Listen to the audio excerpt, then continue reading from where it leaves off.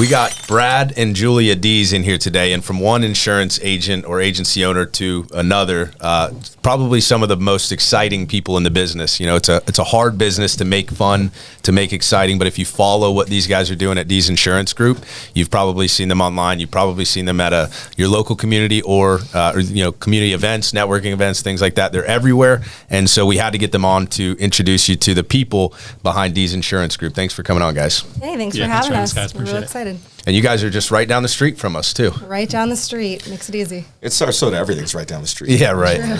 Well, we want to get into the insurance agency and what you guys are doing. And, of course, as we mentioned before the show, stay away from the insurance details. So if you're watching still, make sure you don't tune out, because we're not going to get into, how a homeowner's insurance policy works. But there may be some things that you do want to know that we will talk about. But we'll keep it interesting and exciting because, as I've always said, insurance sucks. We collectively are just going to make it suck a little bit less today. Yeah. Sound good? That's right. Sounds good. So prior to insurance, you guys met in college? Husband and wife duo, obviously. Yes. Mm-hmm. You guys met in college? Yes, we met at Florida State University. Go Noles. Go Noles. Go Noles. You got a few fans in here, actually. Yeah. And we graduated in 2008, which is when the economy hit the shitter, and basically hit the shitter. Boom. Basically, we're like, where are we going to live?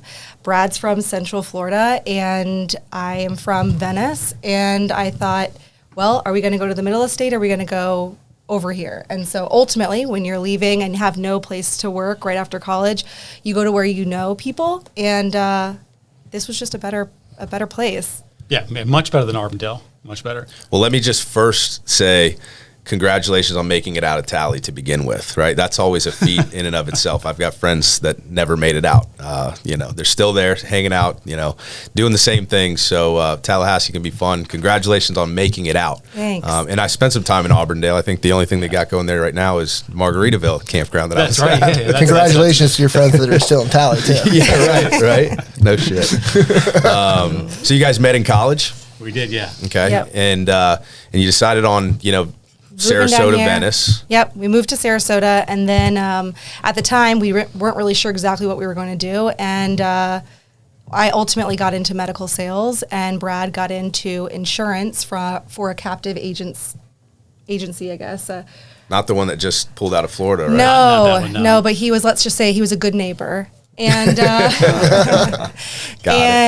ultimately, we ended up having to move down to Punta Gorda because that's where my job took us, because I had to be within a certain time frame from the hospitals that I had to go into.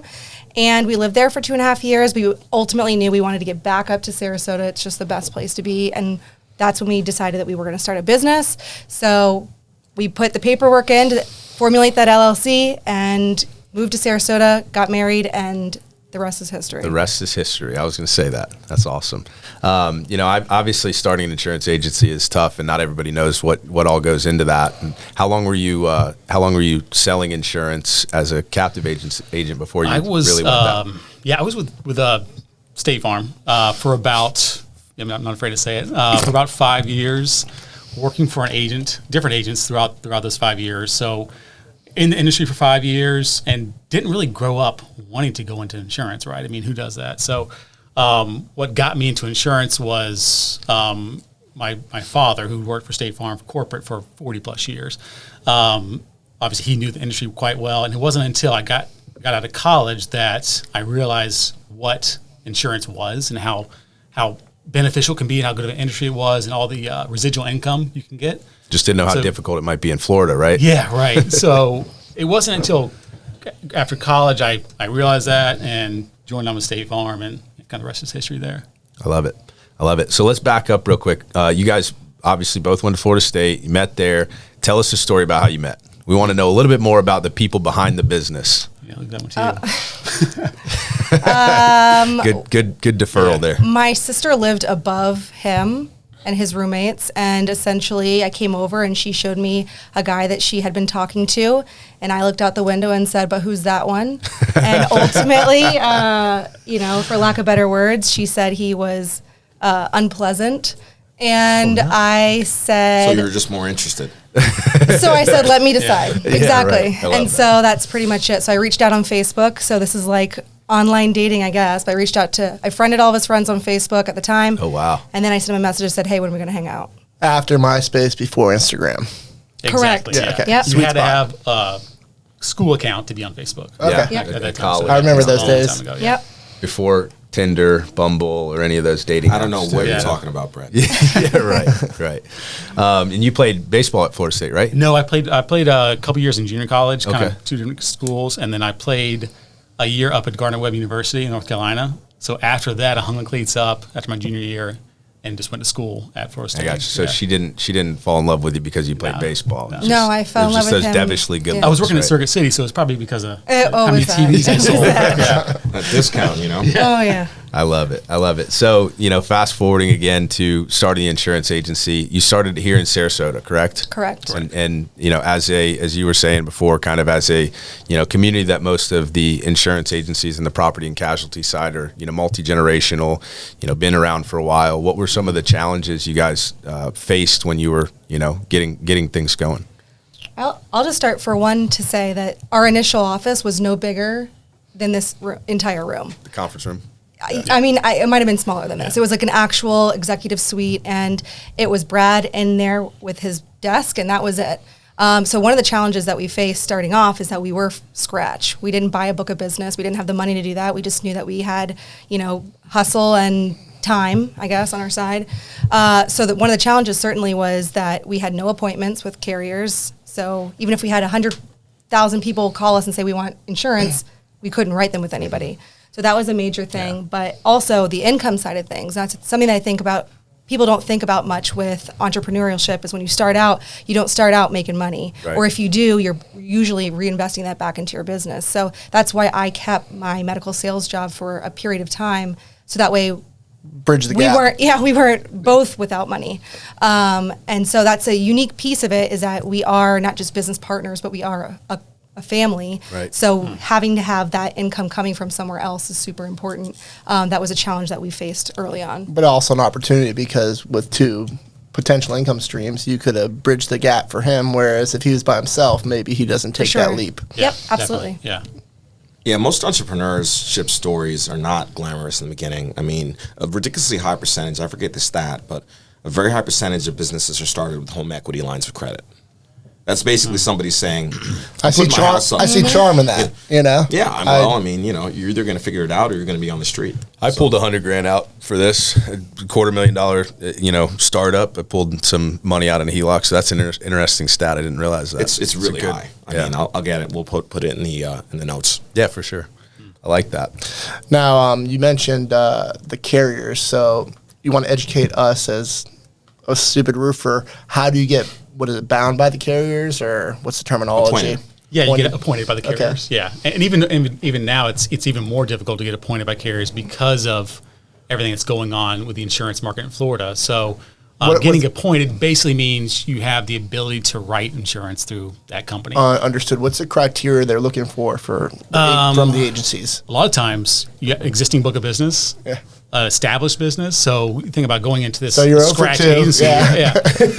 Yeah. A good online presence. Right. Yeah. So that's the hardest part about opening a scratch agency, especially now, is just getting companies to allow you to write through them because you have no experience. So, I mean, once you get past that, I mean, everything else seems easy, but I mean, everything was difficult opening a business. I mean, ordering pens. I mean, accounting. I mean, everything. Who would have thought? I mean, everything's new to you, right? When you start a business, you've never done it before, so everything's a learning experience, and it's the funnest time. And I always look back and think that the first couple years were easier than it is now. Yeah, I believe it. Because you don't have employees. There's no employees. There was less headaches. All you had to worry about was growing, head down, write as much business as you can, and so those looking back were just easier times, but. Simpler times, yeah. Simpler times, yeah. I got a tip for the pen thing. When you bind your first policy with your first carrier, you call that carrier and say, hey, we want a bunch of your pens, right? So we can hand them out to, then you don't even have to order them. They'll just send them for free, That's good, yeah. But people are very particular about pens. You'd be amazed. So bring your own damn pens then. So what is your bread and butter for the insurance you write? Home? Yeah, I would say all, personal lines, commercial lines, property casualty, basically. So this is why with Brad, we kind of work simultaneously and, in congruency to create a full package. So we don't do the health side of things. So all of that goes over to his team, and vice versa, because we do all that property casualty market. So is your business more localized than Brad is? Very much so. I would Ours say. is, we are exclusively licensed in Florida. Okay. Do we have a big bulk of business here in the area? Of course, this is just where we are, and how we grew it. But we have clients all over the state, but Florida only. Okay, so at the beginning of your business, the first step is to try to get appointed by the Right. carriers, right? So then the next step is to acquire clients. Yes. How did you guys go about that Well, from you the beginning? first start writing your friends and family, right? Yep. So you do all that first. Your own and- house. Yeah. And then from there, it's, because Julie was working her full-time job at that time. So for me, it was just picking up the phone, visiting other insurance agents in town that couldn't write other stuff. So you pick up the low-hanging fruit from those guys. But I mean, it was just hustle, man. It was going out and just, knocking on doors of other people and making calls and getting those and getting the leads. I mean, it's just doing it. I mean, And it's just never being afraid to bring it up at any point in time. I mean, I was full-time job, but anytime I was out in front of a group of people, I made The sure that 3-foot I rule. mentioned it, Yeah. and always somebody, insurance, let me get a conversation going with you. So it made it a little bit easier to get some of that kind of rolling in. And that's really where I feel like you guys are strongest, is your online presence, your marketing, especially locally, with real estate agents and all of that stuff. And that's one of the biggest reasons why we wanted to have you on. So, and I want to talk about that. But we had a prior guest that we talked a lot about claims in Florida, especially after the hurricane. What is the actual title of that? He was a claims adjuster. Now he's more on the legal side of it. Yeah, so he basically goes after the carrier to get them to cover the roof. So he's a property insurance. But before that, he was a claims adjuster. Sure. So Yeah. he's So he got was a on the unique other side of it, perspective yeah. on both Yeah. sides. And he really shed a lot of light on, some of the stuff going on in the state of Florida after the storm and things like that. So I think, at least for the audience, some of the audience, I think it would be good to touch on, what you guys have seen in the market without getting too much into the weeds of, insurance, of course. And then let's talk some marketing stuff. But first, the storm and the effects of that. I mean, has that impacted your business in a positive way, in a negative way? I mean, what's your thoughts there? It's funny you have a roofer here too. Yeah. It's kind of the perfect storm. No pun intended. Sorry, Felipe. What's that? Sorry, Felipe.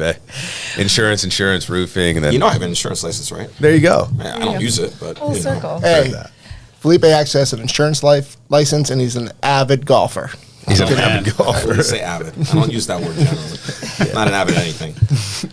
As far as what's happening in the current insurance market, like you said, we're not going to get too deep, but basically everyone lends itself to ask the question, did the last Hurricane Ian impact these rates today?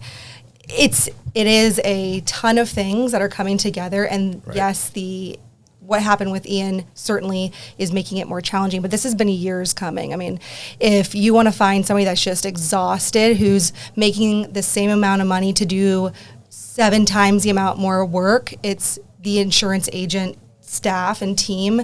They're just having to do so much more service work than they would have before, just because the way the market's Right. changed, companies pulling out and things like that. But yeah, I mean, the hurricane has its effects, but now we're past the area for reinsurance to be acquired for most of the companies, so we're hopefully in a good spot.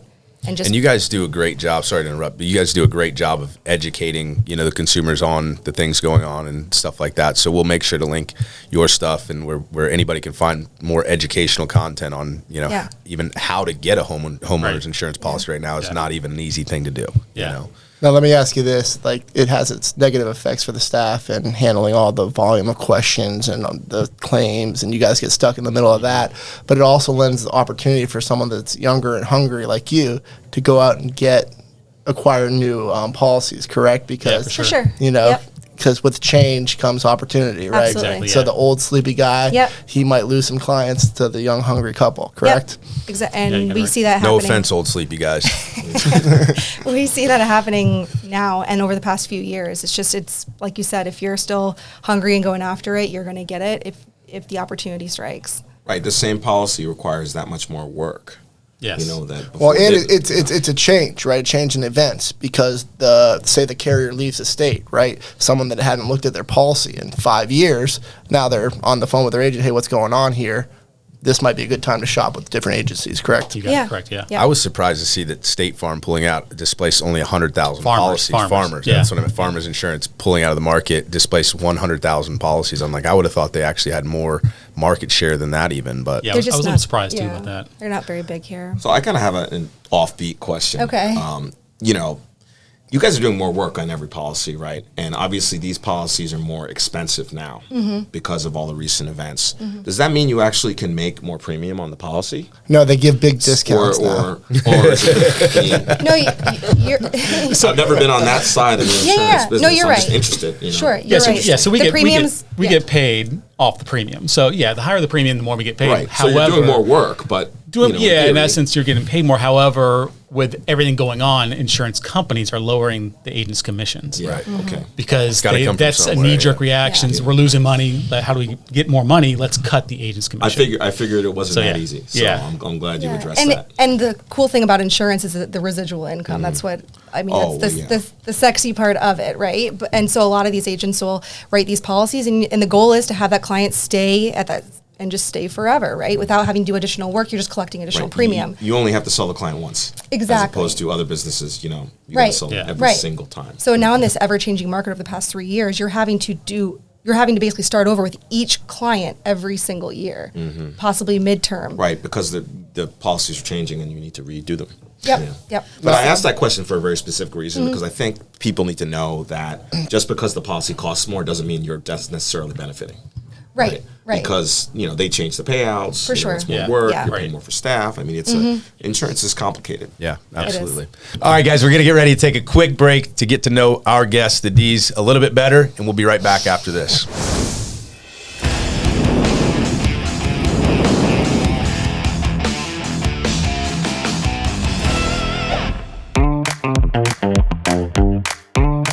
Stale chips. Chewing too loudly. Hey, Mike, you think you could crunch any louder? I can still hear out of this one. Dive with sharks. Oh God, we are risk averse over here. I would say, I don't even know, dive with sharks, I guess. I also like to live dangerously. Village all day. Depends on the night. Because how rowdy you want to get. I have come here to chew bubblegum and kick ass. And I'm all out of bubblegum. No. I've played the rubber drum in middle school. Just the pad.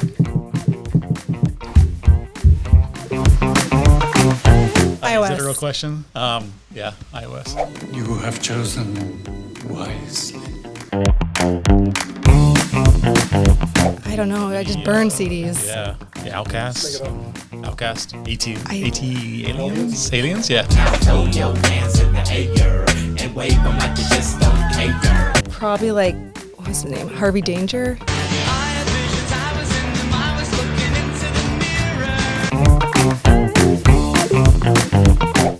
Currently on Seinfeld. Giddy up.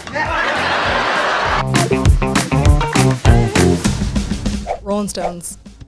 Yeah, make it easy. Man, that's tough. Well, we're waiting. Drawing a blank.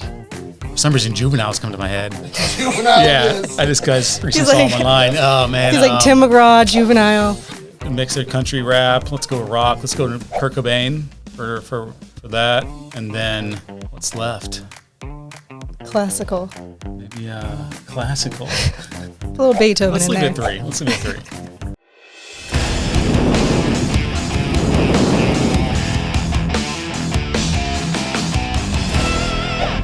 Hey, welcome back. Okay, we're having fun with some new segments. We wanted to change it up a little bit and get out of the weeds of insurance. But I want to talk and piggyback or kind of where we left off on the marketing stuff, because again, I think that's where you guys do the best job, and your stuff is everywhere. You do a great, I'm a big, believer in content, right? It lives on the internet forever, which sometimes can be good and other times can be bad, of course, but you guys do a great job of marketing in our local community. So, is that because it works? Is that because you want to give back? Share a little bit about that. Specifically, who handles the marketing? Let's start there. I do. I'm good. Yeah, just let her talk. And do you handle it all in-house? Yeah, I do everything. So it's you don't use any marketing companies? Funny story, actually. Yeah. I got Eric from her. So she knew Eric from college, and I had said something like I was looking for someone to help me with content because I couldn't do it like she could. Eric's our producer, by the way. She recommended Eric. From college? No, I met her like 3 years ago. Oh, okay. Yeah. Yeah, exactly. Whatever. Yeah, same thing. Anyways. Yeah, Eric was in 07 or whatever. I'm doing some math. Right, Eric's our show producer, by the way. A little bit. Okay. Anyway, so I'm assuming, did you have any background in marketing, or you said you were in medical sales, so that doesn't correlate too much, does it? Well, technically, I graduated with a marketing degree. Okay. Sent us. What do you think they're doing at those offices? They're marketing a product. Yeah. So way to get back. Roofer.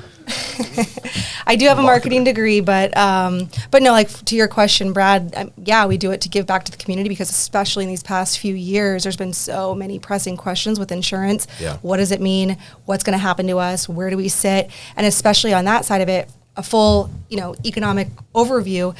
I'm helping to educate the real estate agents as well. And, if the housing market dies, a lot of people are affected by that. So it's best if I make sure that on our side that those real estate agents are up on what's going on with insurance, so they can best advise their clients so that there's no surprises, and things keep growing as we want them to grow here in Sarasota. Yeah, it's huge. And I've shared this before, but Trey came to me, 6 months ago or something now, and said, hey, I want to do this podcast called Sarasota SpeaX. Idea would be to get local business owners, local, people that are doing big things or cool things, get them on the show and, talk to them about what's going on in the Sarasota community and all that. And I'm thinking this is aside from starting the agency that started now, which is local, but we still write business in all 50 states, this is like my opportunity to give back. And I want to just, publicly say a lot of it had to do with the involvement you guys had in the community and wanting to kind of take that same approach, and just be more involved in the community I was born and raised with. So you're doing a great job of it. What advice would you have for, it doesn't have to be insurance agents, but anybody that's starting a business in the local community, in their local community, whether it's Sarasota or anywhere else, what advice would you give somebody, to put out content that both, educates the consumer and helps them, but, there's a little return on your time investment. Yeah. You don't want to be just posting stuff just to post stuff, right? Right. But at the same time, if you're starting out, it's important, I think, to document your journey, right? If we're looking at ways to connect with people, if we're going to be trying to find a referral source that's going to send us business, or we're trying to find an employee that we're looking to hire, it's really important that they see you for who you are. So absolutely documenting that journey along the way as you continue to grow. But some of that everyday, stuff, the getting the coffee, the silly stuff that you put on there, that's a way to connect with people, because if they're watching it and they say that's my favorite place to get coffee at, now you have a connection and an easier conversation going forward, depending on who that person is and what you're, and they know who they're doing business with at the end of the day, so they pick up the phone who they're calling. Be yourself. Exactly. No, it's I think true. that's simple but very powerful advice, because so many people try to be what they think is successful, and success has lots of different looks. There's no one some thing. Good, some bad. Yeah, lots of different. Just saying, be yourself, and you'll meet people who can treat you authentically, and you can do the same. Right? Yeah, and don't be afraid to get on there. That's our biggest thing. I see it all the time. Yeah. People are like, I don't want to show my face. At the end of the day, you got to. And there's a book that I read in high school, I think it was called Shitty First Drafts. It's like you got to go out there understanding that the first time you put your face on there, you're going to be like, oh, that was terrible. Right. But if you don't start somewhere, you're never going to be able to improve. And even the fact that we have a new segment in this podcast goes to show that you can continuously improve, the way that some of the content that you've put out, Brad, I know, because I've seen some of your stuff, it's continuously improving. If you don't start somewhere, you're not going to ever get to that place that you think that you're embarrassed that you don't look like right now. So 100%. I saw something earlier. It was, I'll start one day versus start day one, right? Yeah. So just starting it. And that's, I mean, that was essentially the path we took to start this. You know, it's like, hey, we I'm got a big the advocate. idea. Rip the Band-Aid, go got the forward. idea, You'll let's figure it just out do it. as you go. Yep. Yeah. You know? You can't, baseball reference, you can't get to second unless you take your foot off first, right? We're trying to cut out a lot of the sports references and stuff because it's Too too bro. bro. Too bro. So you would just take it easy on the Are we sports. doing that? I guess I don't really use that many, do I? Hey, question for those that are watching: if you think that the show has been, the podcast has been kind of a little bro-ish, drop a comment. Let us know. We don't care either way. We just are curious. You know, we're going to highlight female entrepreneurs, male entrepreneurs, everybody, and we can't help it if we're maybe a little bit bro, but we're ultimately just having fun. I like how like Felipe is taking pride that he's the least bro-ist. You know, congratulations. I'm kind of bumming off cigars here. I don't know what it means, this whole bro thing, but you know, whatever. I think it just means whatever, bro. Martell. Yeah. Whatever, bro. I agree. But going back to being yourself, I mean, you know, we're going to be ourselves here, and you know, I think that's the best way to be authentic, right? But I want to go back to the realtors. I love to pick on Sarasota generally because we have all these stereotypes, and you know, there's a grain of truth to every stereotype, right? People don't like hearing that, but it's true. It had to come up somewhere. We have 8,000 realtors in Sarasota and Manatee County. If you counted up the investment professionals, you know, of which I would include myself, there's probably some crazy number like that. And then insurance, that's another one. Our economy, we don't have Apple, Google, you know, Procter & Gamble. We have mom and pop businesses, locals, and we have finance, insurance, real estate. Right. So, you know, you can't throw a brick without hitting one of these people. That's the old. For the record, they and we both love all the realtors in town. I love all the realtors in town. That's right. Exactly. Yeah, we love them all. Exactly. Felipe only likes the ones that are making significant incomes. That's not true. Well, you understand what they're trying to do, right? They're trying to influence the influencers. So they can not only sell to the realtors, but the realtors, all of their clients as well. So, no, I'm just curious. You're over here trying to poo-poo on the realtors. No, hey, you're trying to put words on my mouth. That's their client base, buddy. What you see out there, trends amongst realtors and other insurance professionals that you work with or partner with. I'm just kind of curious how they're doing in this environment, because you're obviously giving them the continuing education and through your social media and your in-persons. I think that's something people would want to hear about, because that's an important community here in town. I mean, our whole economy is really driven to an extent by the real estate industry. Right. Yeah. I mean, Please go ahead. no, I mean, as far as like what we're seeing with real estate agents, I mean, they're doing a lot of kind of what we're doing. They're getting out there and they're educating their clients on the market of what they're seeing in real estate, from what I can tell on social media. You know, some of them better than others, of course, with 8,000 real estate agents. Some are going to be more willing to go out there and get out of their comfort zone. The real estate, you know, market has shifted a little bit from what we saw during COVID, you know, during the pandemic. So what you see a little bit now is that some of those 8,000 that have been sitting around and maybe had a lucky sale one time for the year might be looking at other career paths. So the ones I think that are out there right now, that they're really interested in being educated so that they can best educate and advise their clients. And I think that they are trying to continuously improve, you know, their space so that they can be the best advisor possible. And they're going to be usually the first point of contact. They're going to talk to that client, you know, about the home they're buying before the next step, which would be insuring that home. So it's a great thing to have a more educated client coming to you, right? Like, hey, our real estate agent told us X, Y, and Z. So now they already are more informed than they would have been if they just called you out of the blue. The thing I'm hearing from my realtor clients is we put a bid on the house, we got it accepted, and then we got the insurance quote. Right. And then that changes the financials of the whole deal. Correct. Yeah, So, and that's one thing. Well, because they need to replace their roof before they get bound. Right. Or that. Then let's bring the roofer in. I think that's one thing we're trying to educate Julie as well online is get the insurance quote before you put the offer in, because it can make or break the deal on that house. Very true. I mean, or at least once you put the contract in. I think it's kind of a little bit unrealistic, and many insurance agents can't handle the volume. If you have a client going out and looking at 10 houses, you're not going to be running 10 quotes.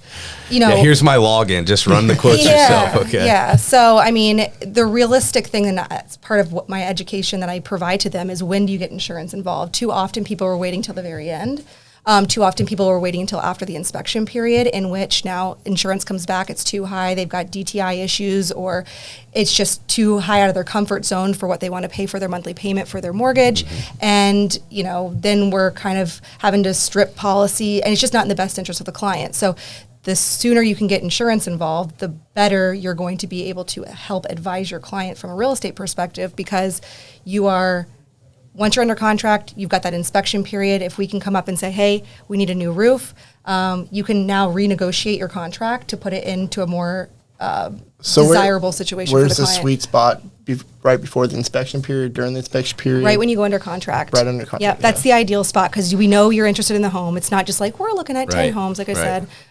But you're still within that period of time that you can negotiate before or back out of that contract.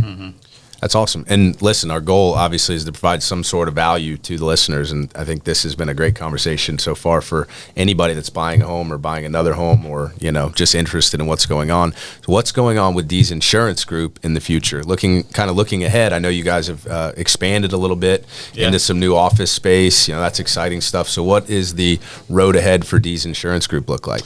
Yeah, man, I think we have a new 5-year plan set recently, and for us, it's expansion. I mean, we're looking to grow north of here, so Bradenton's kind of the next stop for us as far as an office space, and just continue to better our processes within the office, and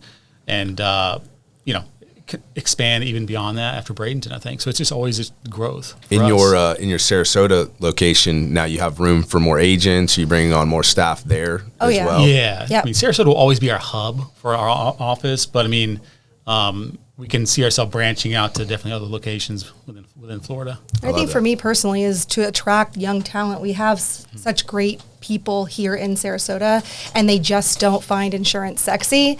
But it is the best part about it is a very stable industry. Everybody needs it. Everybody's got to have it. So it's not like some, really unique Google, like you mentioned earlier. I mean, they laid off a ton of people. Right. So, I mean, insurance might suck. We just try to make it suck less. That's right. Hey, that's trademark. But is it really? Is it really? I'm gonna ask. Is it really just that they don't find it sexy, or maybe they're just not educated enough about how successful you can be in the industry and how much opportunity there is? I think it's both. A lot of people don't find being a nurse sexy, but you know what? Like, they like the pay, they like the schedule. I was talking about the people working a job, Trey, not you. You know what I'm saying? So it's just like, people love having flexibility. They love having high pays. Yep. And I think the challenge is insurance has always been, the mahogany, leather-bound book type grandfather, dad. Pinstripe suit. Exactly. Type industry. And so to know that you can wear, a colorful shirt with tequila on it. I love it. At the office. I think it's just it's just not of the mind. Like, they're just not thinking about it to even look into it to see what the pay structure looks like. And if nobody's looking at you at all from an employment standpoint, then it doesn't matter what you offer. I had actually said that's why I didn't get in insurance, because I thought everybody that worked in insurance looked like Felipe at one point in time, but I'm thankful to know that that's not the case. Oh man! So on the topic of Sarasota, I'm gonna have to fight back there. They may not look like me, but they're private equity bosses who buy the shop do. That's right. That's right. That's exactly right. We just love to pick on Felipe or Trey or myself. I love being picked on. We're talking kind of about Sarasota and in the growth and all of the good stuff. Right. Kind of segue away from insurance. What are you guys' thoughts on the growth and all of the stuff happening in Sarasota, and where do you feel like maybe Dees Insurance Group fits into that? I mean, from a growth standpoint, I love it. I mean, I love to see the new buildings going up. I think the downside for me is just the home prices right now are just through the roof. So it's becoming hard to afford to live here from that side of things. But I mean, I love to see the growth, the roundabouts, the new restaurants. So we're not ready for the roundabouts. It's all exciting to me. You mentioned, I like that you mentioned debt to income ratio when you were talking, because everybody's under the assumption that every time someone buys a house in Sarasota, it's a cash deal. That is just complete garbage. Right. We know that. I mean, but I think that's really important that people need to understand that Sarasota, families are moving in. The whole demographic is shifting younger. I mean, how do you see that both impacting your business from both a hiring perspective, as we've been talking about, but also just a changing market to sell into? Yeah, I mean, an obvious point would be if it's a younger demographic, they're going to be our client for longer. So there you go. That's true. Obvious to you, maybe not so obvious to everybody though, because they're not in. Yeah. It's that residual factor. Yeah, I mean, ultimately, we want to keep a client until the day they die. I know it might sound kind of morbid to say that, but truly, I mean, that's our ultimate goal. Is we want to make sure that they're happy and they're protected from the day they join with us to the day that they die or move out of Florida. So, that's it. And obviously, like you mentioned, what that would bring from an employment standpoint, different candidates, more talent, and an ability to, continue to grow with what our mission is at Dees Insurance, which basically is just to educate the consumer and to do right by the clients, do people first, not only for the clients, but also for our employees. I love it. Yeah.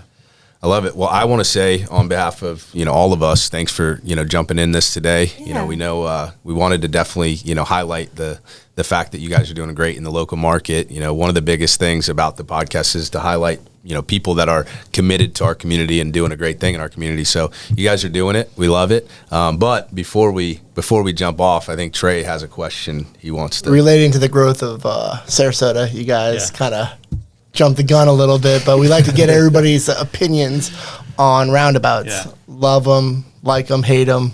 I mean, my mom lives in the Villages, Florida, In a so roundabout. it's like basically the whole city's a roundabout. I mean, you go from Publix to our house, you pass through 20 roundabouts, so I'm familiar with them. So having that, I'm used to them, so I'm all for them. You're all for them. Now let me ask As long as you don't put a big structure in the middle where you can't see the other Past side. it. Okay. Yeah. But Now, do you think Sarasota's adapted well to the roundabouts as well as? I stay away from the roundabouts. So I don't know. All right. What's your opinion on the roundabout? I wish they were all just kind of the same. I think they all function differently, which makes it a little bit more challenging when you've got a big section of people that come down during 6 months of the year and they're like, oh, a new one. Some of them you yield when you're inside. Some of them you yield when you're outside. So I think standardizing that would maybe make it a little bit better. Wait, please tell me where the one you yield on the inside is. It's on Tuttle and Siesta. And it says, and you have to yield on the if you're inside. in the circle, you got the yield. Oh, yeah. That's an original Yeah. roundabout there. Wow. That's Go through been it. there a while. Go They got just to. go through it. That's the OG That's the OG roundabout. It's an OG Yeah. roundabout. They Yeah. got to update the. That the roundabout's settings. still operating on the metric system. Yeah. Wow. Well, you guys are clearly the most educated on roundabouts we've had on the podcast yet. So Yeah. that's awesome. One other question is from two local entrepreneurs doing some big things to the audience. Who else do you think we should get on the podcast in the near future? Who do we have to hear from? I'll let you say that. I mean, I think we'll go ahead. One, if we're gonna go no bro, I'm give gonna us some say female guests. Annetta. She started and runs 221 BC Kombucha, and I think it's really inspiring because she did it out of a passion project, and then now they are everywhere. Yeah, they're Whole huge, yeah. Foods. Are you going to get a discount on your kegs though by shouting her out? Because I feel like She hooks me up sometimes Yeah. too. Kegs We're and friends. kombucha? she has kegs At in our the office. office. Yeah. Now that's what Yeah. I'm talking about. We Yeah, have that a- didn't come up when we were talking hiring. I don't know how, but Yeah. it's pretty attractive. Yeah, we've got a kombucha and we've got Making a insurance beer. not suck. We just have tequila on tap and Bud Light. Right. Bud Light. Get that on discounter there. Yeah. I mean, if we bring it back to bros, I'll have to say Matt and Troy with Daiquiri Deck, two owners of Daiquiri Deck. They started something from scratch too. That were the restaurant on Siesta, and they're doing nothing but expanding. So I think they had great substantial growth over the past substantial few years. yeah. Daiquiri Deck is a those guys staple. would be cool to have on. Love it. Well, again, thank you guys for coming on. Appreciate it. Let me give a bro. Yeah, thanks guys. Awesome, guys. Thank you so much. Thank you. Thanks.